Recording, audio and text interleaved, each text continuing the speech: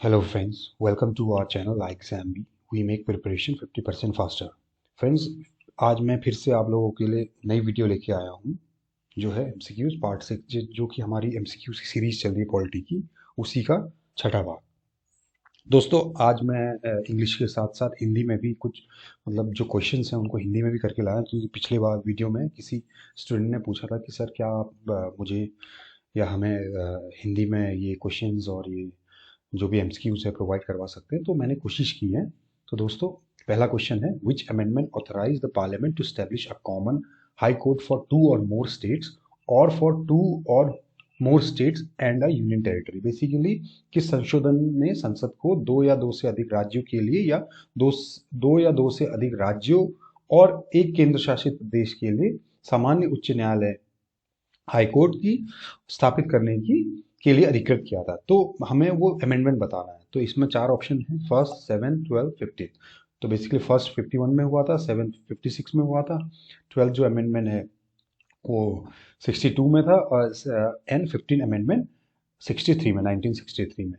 और जैसा कि दोस्तों हमें पता है कि जो हमारा हाई कोर्ट का जो भी हाई हमारी जो कॉन्स्टिट्यूशन में हाई कोर्ट जो पार्ट है वो पार्ट 6 में है। हाई कोर्ट के बारे में सारे उसके अपॉइंटमेंट, जजेस के अपॉइंटमेंट, उसकी वर्किंग, जो भी उसकी जो जुडिशियल एरिया, जो उसका, तो वो सब कुछ हमारे पार्ट 6 में है। और पार्ट 6 है बेसिकली 214 जो हमारा आर्टिकल है वहां से 231 तक। ठीक है दोस्तों। तो इसमें पूछा गया है कौन सा अमेंडमेंट है। तो ये पहले शुरू में जब हमारा संविधान बना था 1950 में, तो ये जो एक स्टेट, दो स्टेट के लिए एक हाई कोर्ट, ये मतलब मतलब ये चीज़ हमारे कॉन्स्टिट्यूशन में नहीं थी।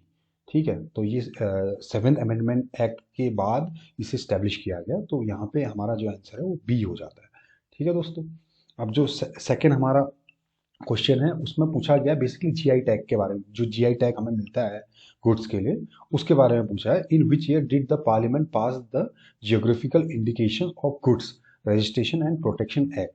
Basically registration and protection act है, वो जीआई टैग्स जो मिलता है वो इसी एक्ट के थ्रू उसको इस्टेब्लिश किया गया था। बेसिकली वो जीआई टैग हम जो कोई फोक, कोई चीज़ है, कोई सामान है, जैसे दाल है, फिर कोई आर्ट है, क्राफ्ट है, उसके लिए दिया जाता है ताकि उसकी वैल्यू जो उसको एनरिच किया जा सके, बढ़ाया जा सके। तो इसने पूछा है कि वो कौन से साल में वो जो GI of goods and registration and protection act पास हुआ। तो 1997, 1999, 2001, 2003। तो ये अभी हाल ही में ही मतलब 20-25 सालों के इर्द गिर्द ही ये चीज़ हुई है। तो बेसिकली यहाँ पे हमारा जो आंसर है वो 1999 हो जाता है। B, B is a correct answer. ठीक है। Basically GI tag is a trademark, जैसे ट्रेडमार्क है। ठीक है। अब हम अपने थर्ड क्वेश्चन पे आ जाते हैं। In which year did the Deccan riots commission present its report to the British parliament. Basically जब ब्रिटिश रूल था उस समय डेक्कन के दंगे हुए। डेक्कन बेसिकली वो एरिया है, महाराष्ट्र, कर्नाटक, वो जो पूरा एरिया है वो डेक्कन एरिया है। लेकिन ये जो डेक्कन रॉयट्स हैं ये 1875 में हुए थे। जो अहमदनगर और पुणे का जो एरिया है महाराष्ट्र में पुणे तो शायद हम सभी को पता हो है कि पुणे कहाँ है, लेकिन अहमदनगर ज़्यादा लोगों को पता नहीं होता है। तो Ahmednagar is also a part of Maharashtra. तो ये जो दंगे हैं अहमदनगर और पुणे से शुरू हुए थे। बेसिकली जो वहाँ के जमींदार जैसे मनी लेंडर्स हैं, तो वो किसानों की जो ज़मीनें हैं उनको पैसा देते थे, और पैसा देने के बाद वो क्या बोलते हैं उनसे कागजात ले लेते थे, ताकि कागजात वो पैसा ना चुका पाए तो कागजात, उनके जो कागज़ हैं ज़मीनों के वो उनके पास रहे। और कागज़ रहते थे तो जो किसान थे वो सब क्या करते थे, वो मजबूरी में उनको उनके जो काम है, जो उनको ज़बरदस्ती वो है, और या बदुआ मजदूर, वो चीज़ें उनको करनी पड़ती थी। तो ये जो डेक्कन रॉयल ये बेसिकली वो उनसे परेशान होके, जो अहमदनगर और पुणे में जो किसान है उस इन चीज़ों से परेशान हो गए, और उन्होंने मनी लेंडर्स के घरों में मतलब जा जा के आग लगानी शुरू कर दी। और मतलब आग लगा के या ऐसी कोशिश करते थे कि जो उनके कागजात जहाँ भी हैं उनको ढूंढ ढूंढ के, उनको जला के, उनको फाड़, उनको डिस्ट्रॉय करने की कोशिश की जाती थी। तो ये डेक्कन रॉयट्स बेसिकली वो हैं। तो उसके बाद उस समय ये था कि किसानों को मतलब उस समय जो मनी लेंडर्स थे, मनी लेंडर्स के लिए मनी लेंडर्स को बहुत सपोर्ट था जो ब्रिटिश गवर्नमेंट के ऑफिशियल्स थे, क्योंकि उनकी पहुंच अच्छी होती थी। तो उस चक्कर में जो जो पकड़े जाते थे उनको सजाएं होती थी, उनको जेल भेजा जाता था, उनसे पैसे वसूले जाते थे। तो उसके बाद एक लॉ मतलब बेसिकली एक कमीशन बनाया गया, डेक्कन रॉयल कमीशन। इस कमीशन ने अपनी रिपोर्ट उसके जो कमीशन बना था उसके 1 साल बाद जमा की। ठीक है, कमीशन ने वो सॉरी रिपोर्ट जमा की, और जमा करने के बाद 1 साल बाद एक कमीशन सॉरी एक एक्ट पास हुआ ब्रिटिश पार्लियामेंट में, जिसमें ये बताया गया कि जो किसान और ये जो भी प्रिजन है, जिनको पकड़ा गया है, जिनको उनको छोड़ना पड़ेगा, मतलब उनको ऐसे ही आप अरेस्ट नहीं कर सकते। तो वो एक लॉ बना था ब्रिटिश पार्लियामेंट में। ठीक है, 1879 में ये लॉ बना था। तो 1 साल पहले ये रॉइट्स हुए थे। तो बेसिकली हमारा जो आंसर हो जाता है 1878, सी इज द करेक्ट आंसर। ठीक है। हाँ, और हमारा चौथा जो क्वेश्चन है, which amendment act resulted in the bifurcation of the National Commission of Scheduled Caste and Scheduled Tribe into National Commission of Scheduled Caste and national commission for schedule tribe. Basically एक amendment act से ये दोनों अलग हुए थे। उससे पहले क्या था, ये जो कमीशन था एक ही था, schedule tribe, national commission of schedule tribe and schedule caste, ये सब एक कमीशन, मतलब एक ही कमीशन था जो दोनों को देखा। स्केड्यूल कास्ट को भी वही देखा करता था, उसके प्रॉब्लम्स जो भी हैं, जो भी चीज़ें उसके लिए कुछ प्लान करना, कुछ चीज़ें सरकार को कुछ सजेस्ट करना, ये सब एक ही कमीशन करता था। लेकिन उसके बाद ये कमीशन अलग अलग हो गए। उनको लगा, मतलब सरकार को लगा कि शायद एक एक कमीशन दोनों चीज़ें अच्छे से देख नहीं पा रहा, क्योंकि अलग अलग लोग हैं, अलग अलग अपने अपने जैसे स्केड्यूल कास्ट और स्केड्यूल ट्राइब के लोग एक साथ बैठे हुए हैं, तो हर कोई चाहता है कि मुझे ज़्यादा मिले। तो उसके बाद एक अमेंडमेंट आया, अमेंडमेंट एक्ट के बाद दो अलग कमीशन बनाए गए। तो बेसिकली ये कौन सा अमेंडमेंट एक्ट है वो पूछा गया है कि संशोधन अधिनियम के परिणाम स्वरूप राष्ट्रीय अनुसूचित जाति और अनुसूचित जनजाति आयोग को राष्ट्रीय अनुसूचित जाति आयोग और राष्ट्रीय अनुसूचित जनजाति आयोग में विभाजित किया गया, दो अलग अलग बनाया। तो बेसिकली ये अमेंडमेंट हमारा 89th अमेंडमेंट है, 89th अमेंडमेंट एक्ट। ठीक है, तो हमारा यहाँ पे सी इज अ करेक्ट आंसर।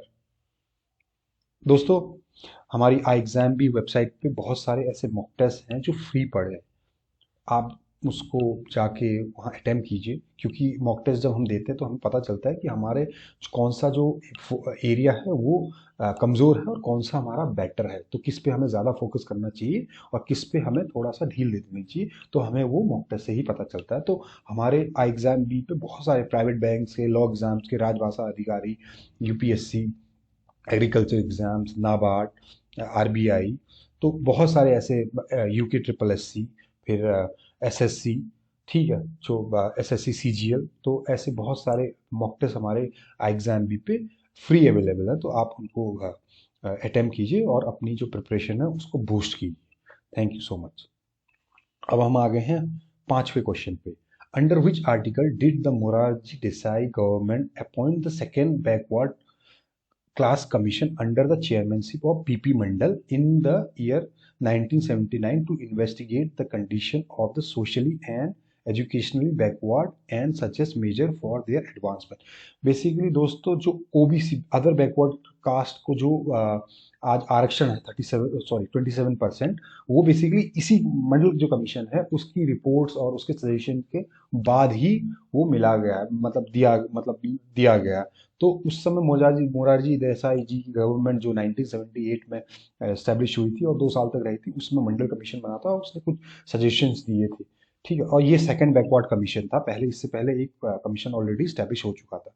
ठीक है, तो मोरारजी देसाई ने बीपी मंडल, ये कौन से अनुच्छेद, हमारे जो कॉन्स्टिट्यूशन है उसके किस अनुच्छेद के तहत पे बीपी मंडल कमीशन जो है उसको स्टैब्लिश किया। बीपी मंडल जो है बेसिकली ये उसके चेयरमैन थे, तभी इसे मंडल कमीशन भी कहा जाता है। आपने नाम बहुत सुना होगा, मंडल का मंडल, न्यूज में भी बहुत सारी चीजें हैं। तो मंडल कमीशन उसके बाद स्टैब्लिश हुआ था। तो ये कौन से आर्टिकल में, तो हमारे आर्टिकल 340 में ये दिया गया है कि एक जो backward, socially backward, economically backward, educationally backward जो लोग हैं उनके लिए अगर सरकार चाहे तो एक कमीशन बना के उनकी जो राइट्स उसको मतलब सजेशन कमीशन उसको सजेस्ट करे और सरकार अगर चाहे तो उसे इम्प्लीमेंट करे। तो वो जो चीज़ है वो आर्टिकल 340 के तहत स्टैब्लिश हुआ था। तो यहाँ पे हमारा जो आंसर है वो डी करेक्ट हो जाता है। और ये जो बीपी मंडल कमीशन है ये 1979 में इसने अपनी अ, जो भी इसने जो काम किया, अपनी रिपोर्ट है ये इसने उसमें देखा कि ये क्या क्या परेशानी है, तो 1979 में इसे इस्टेब्लिश किया गया था। ठीक।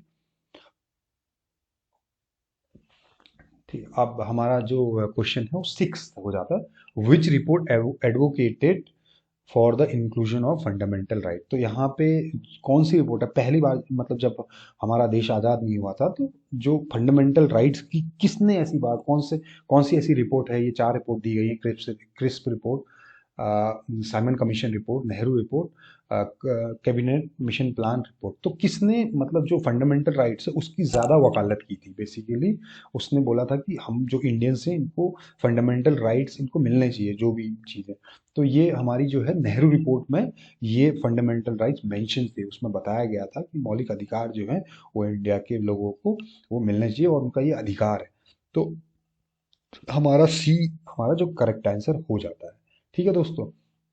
अब सेवन हमारा जो क्वेश्चन है, in which year did the supreme court in the case of Maneka Gandhi versus union of India hold that the right to travel abroad is a fundamental right secure under article 21 of the Indian constitution. Basically right to live, right to travel, जो भी ये travel जो abroad है ये सब right to live में आ जाता है। तो ये हमारे कॉन्स्टिट्यूशन में आर्टिकल 21 के तहत है। और 21 का आर्टिकल 21 एक बहुत वास्ट एरिया को कवर करता है, जीने के अधिकार को। जीने का अधिकार मतलब बहुत सारी ऐसी चीजें आती हैं जो जीने का अधिकार, जैसे कुछ ऐसी चीजें हैं जो कोई जैसे एनवायरनमेंट हो गया, एनवायरनमेंट अगर अच्छा नहीं है तो वो भी हमारे जीने के अधिकार में आता है। तो बहुत सारी चीजें उसके अंदर आ जाती हैं। तो ये बेसिकली बताया गया कि मेनका गांधी और union of India, Indian government और मेनका गांधी का एक केस था सुप्रीम कोर्ट में, जिससे मतलब मेनका गांधी जी को अब्रॉड ट्रेवल नहीं करने दिया जा रहा था।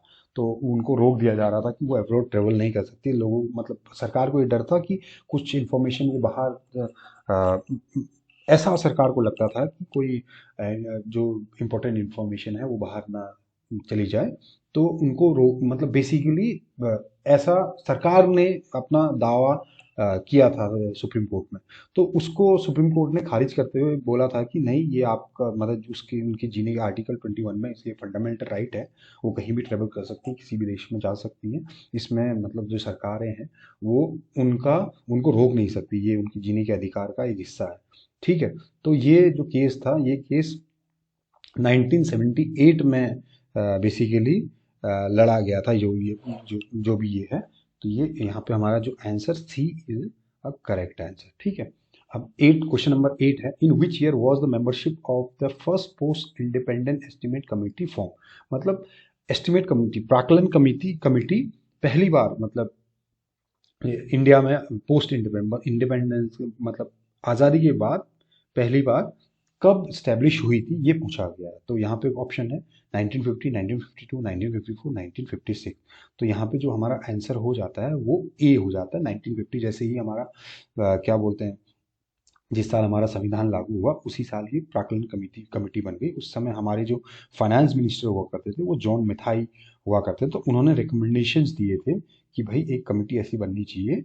तो उनके बाद उसके बाद प्राक्कलन कमेटी बनी जो उस समय 25 मेंबर्स की थी। और 1956 में इस कमेटी के मेंबर्स को बढ़ा के 30 कर दिया गया था। ठीक है। शुरू में ये ओरिजिनली 25 मेंबर्स बने थे एस्टिमेट कमेटी में। उसके बाद 1956 में इसकी मेंबरशिप में 5 लोगों को और बढ़ा के 30 कर दिया गया था। ठीक है दोस्तों। तो ये हमारा A is a correct answer. Which of the following statement are correct regarding the promulgation of ordinance in the states? राज्य में अध्यादेशों की घोषणा के संबंध में निम्नलिखित में से कौन सा कथन सही है। बेसिकली जो गवर्नर है, गवर्नर जो अध्यादेश देते हैं राज्य में तो गवर्नर ही देते हैं अध्यादेश। तो उसमें क्या क्या चीजें जो स्टेटमेंट दिए गए हैं वो सही हैं वो पूछा गया। तो governor can promulgate ordinance when the state legislature is not in session। जब राज्य विधानमंडल का सत्र नहीं चल रहा हो तो राज्यपाल अध्यादेश जारी कर सकते हैं। बेसिकली अध्यादेश जारी कर कर कर, कर जिस जब ये है कि जो लेजिस्लेचर है या पार्लियामेंट है उसमें ये होता है कि 6 महीने में एक बार पार्लियामेंट का सत्र चलेगा और उसमें जो चीजें हैं वो बनाए, उसमें लॉज बना जाएंगे या जो भी होगा। अगर उसके बीच कुछ इंपॉर्टेंट राज्य के लिए आ जाता है, मतलब सेंटर में सरकार के लिए आ जाता है, तो सरकार सेंट्रल में तो जो हमारे प्रेसिडेंट साहब हैं वो बना सकते हैं और स्टेट में गवर्नर बनाता है। तो कुछ इंपॉर्टेंट है और बीच में सत्र भी नहीं है तो इंपॉर्टेंट कुछ चीज अध्यादेश पास करना है तो गवर्नर वो अध्यादेश बना सकता है, जिसका जो जिसकी ड्यूरेशन 6 महीना, छः मतलब 6 महीने से ज्यादा और 6 हफ्ते, मतलब ये छह महीना तो रहेगी रहेगी और उसके बाद 6 हफ्ते और मिलते हैं ताकि सरकारें जो है उसको अध्यादेश जो है उसी पे एक कानून ला के पार्लियामेंट में पास कर किया जा सके और पास करने के बाद वो एक मतलब सच में एक कानून बन जाए लेजिस्लेचर से या पार्लियामेंट से। ठीक है, तो ये जो हमारा पहला जो स्टेटमेंट है करेक्ट हो जाता है क्योंकि वो जारी कर सकता है। तो इसकी जो ड्यूरेशन होती है 6 महीना 6 हफ्ते। तो 6 महीना तो वो एक टाइम है, वो हम ज़्यादातर 6 महीने मानते हैं, लेकिन जो डीपली पूछा जाता है कभी 6 महीना 6 हफ्ते तो आपको 6 महीना 6 हफ्ते वो करेक्ट आंसर हो जाता है। ठीक है, यहाँ पे बी जो है, governor can withdraw an ordinance any time. ठीक है, गवर्नमेंट कैन, राज्यपाल किसी भी समय अध्यादेश वापस ले सकते हैं। तो ये स्टेटमेंट जो है ये भी करेक्ट हो जाता है, तो दोनों स्टेटमेंट हमारे करेक्ट हैं। तो यहाँ पे हमारा सी इज द करेक्ट आंसर। ठीक है दोस्तों, अब हम ठीक है, अब हम अपने आखिरी क्वेश्चन नंबर 10 पे आ गए हैं, जिसमें ये पूछा गया है कि according to which article of the constitution of India is it the duty of the CAG of India to ascertain and certify the net proceeds of any tax or duty with his certificate being final। Bharat के संविधान के किस अनुच्छेद के अनुसार क्या भारत के नियंत्रक और महालेखा परीक्षक का ये कर्तव्य है कि वह किसी कर या शुल्क को शुद्ध आय का पता लगाए और प्रमाणित करे, उसका प्रमाण पत्र अंतिम हो। बेसिकली जो सीएजी प्रमाण पत्र देता है, जैसे आपने देखा होगा उन 2012 में जो कांग्रेस की सरकार थी उस समय घोटाले बहुत सामने आए थे। बेसिकली वो सीएजी जो हमारे हैं उसकी वो ऑडिट करते हैं। जो भी सरकार के काम हैं, सरकार की जो बेसिक सेंट्रल गवर्नमेंट है उसकी जितनी भी प्रॉपर्टीज है, प्रॉपर्टीज का मतलब जो भी सरकार के अंडर, रेलवे आ गया, जैसे आईओसीएल आ गया, जो एचपीसीएल आ गया, जो भी सरकार की कंपनीज है, जैसे स्टील कंपनी है, तो बहुत सारी सरकार अपनी अपनी कंपनी चलाती हैं। तो उस सरकार के अंडर जितनी भी चीजें वो सीएजी उसकी ऑडिट करता है और बताता है कि इसमें कहाँ पे घोटाला हुआ है या कहाँ पे चीजें सही हैं, कोई दिक्कत नहीं है। वैसे ही स्टेट का भी सारा जितना कुछ होना है वो भी सीएजी ही करता है। तो ये इसकी ड्यूटी होती है और उसका जो सर्टिफिकेट होता है वो फाइनल होता है। ठीक है, वो सर्टिफिकेट उसने दे दिया तो बेसिकली वो ठीक है, मतलब सरकार में सरकार ने कोई घोटाला नहीं किया, सरकार का जो पैसा है या जो उसने यूज किया है या जो उसने कर्ज ले रखा है उसका इन्वेस्टमेंट वो सब जगह सही है। तो वो बेसिकली कौन से आर्टिकल के तहत ये कर सकता है, उसका प्रमाण पत्र अंतिम हो सकता है। तो इसमें आर्टिकल आर्टिकल 280 तो फाइनेंस, मतलब जो फाइनेंस कमीशन है उसके बारे में है। Article 279 basically is the correct answer. तो हमारा जो सी हमारा करेक्ट आंसर हो जाता है। ठीक है दोस्तों, अब ये हमारी जो वीडियो है वो मैं यहीं पे ख़त्म करता हूँ और आपके लिए नेक्स्ट में जो पार्ट 7 है वो मैं लेके आऊँगा आई एग्ज़ाम बी पे। तो हमारा जो चैनल है इसे लाइक कीजिए, शेयर कीजिए, सब्सक्राइब कीजिए और बताइए, लोगों को भी बताइए कि हमारा जो एग्ज़ाम भी है वो, इसमें बहुत सारे अच्छे अच्छे वीडियोस अवेलेबल हैं। बहुत सारे जो करंट अफेयर्स के वीडियोस हैं, बहुत सारे ऐसी फैकल्टीज़ हैं जो अच्छे अच्छे वीडियोस बनाती हैं, जो करंट को लेके हमारे एग्जाम पे बहुत काम होता है, बहुत अच्छा काम होता है। तो लोगों को भी बताइए कि एग्जाम भी के लोग जो हैं, जो उसके जो वहाँ पे कार्यरत लोग हैं वो बहुत मेहनत करके आप लोगों के लिए जो अच्छी अच्छी चीज़ें हैं वो लेके आ रहे हैं। और क्या बोलते हैं, आप ऐसे ही हमें अपना प्यार देते रहिए। Thank you so much.